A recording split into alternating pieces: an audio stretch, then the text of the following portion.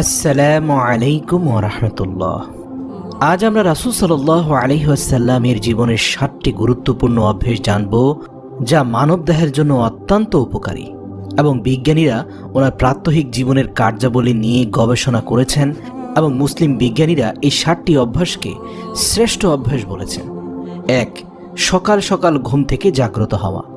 মহানবী হযরত মুহাম্মদ সাল্লাল্লাহু আলাইহি ওয়াসাল্লাম তাড়াতাড়ি ঘুম থেকে জাগতেন এবং দিনের কাজ শুরু করতেন।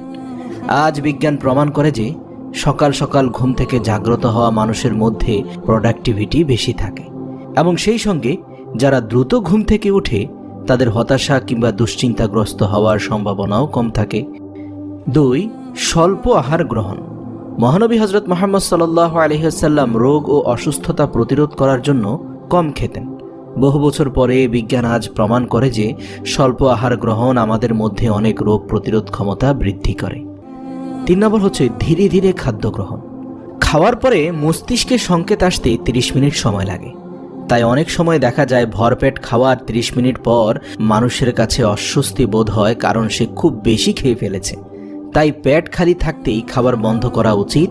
দেখবেন ৩০ মিনিট পরে আপনার মনে হবে আপনার পেট পূর্ণ হয়ে গেছে। অথবা ধীরে ধীরে খাবার গ্রহণ করতে পারেন, যার ফলে আপনি বুঝতে পারবেন আপনার পেট ভরে গেছে। পরিবারের সঙ্গে খাবার খাওয়া। আমাদের নবী সাল্লাল্লাহু আলাইহি ওয়াসাল্লাম সব সময় পরিবারের সবাইকে একসঙ্গে সাথে নিয়ে খাওয়ার ব্যাপারে উৎসাহিত করতেন। আজ বিজ্ঞান বলে যে পরিবারের সবাই একসঙ্গে খাবার খেলে অনেকাংশে মানসিক চাপ কমে যায়। ৫ নম্বর হচ্ছে ৩ শ্বাসে পানি পান।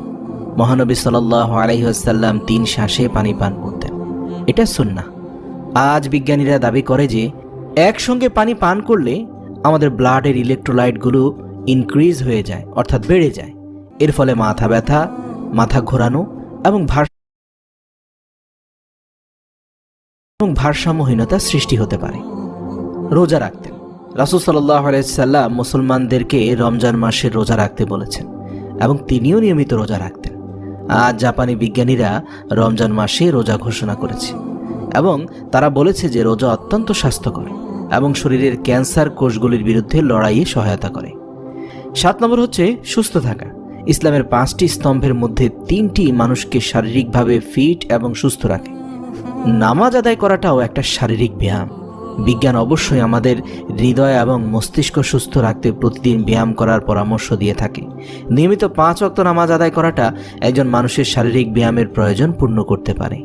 মহানবী সাল্লাল্লাহু আলাইহি ওয়াসাল্লামের অভ্যাসগুলো যদি আমরা আয়ত্তে আনতে পারি, তাহলে একই সঙ্গে তার সুন্নতের অনুসরণের পাশাপাশি আত্মিক পরিশুদ্ধির পাশাপাশি শারীরিকভাবেও সুস্থ ও সবল থাকতে পারব।